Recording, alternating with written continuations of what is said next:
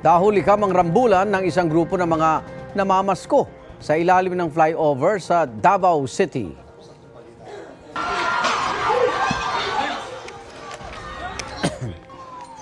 Nagsuntukan, sakitan at habulan ang mga namasko na yan. May ilang pang may dalang pamalo.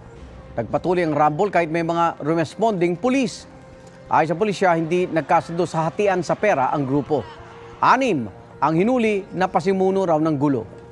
Ang iba, isa-isang isinakay sa truck para ihatid pa uwi sa Talaingod, Davao del Norte.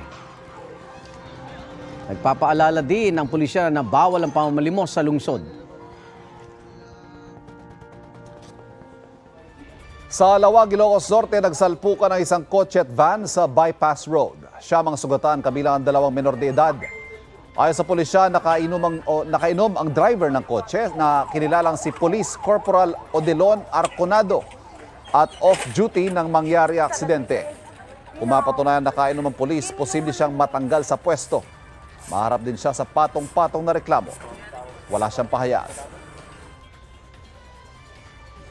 Igan, mauna ka sa mga balita. Mag-subscribe sa GMA Integrated News sa YouTube.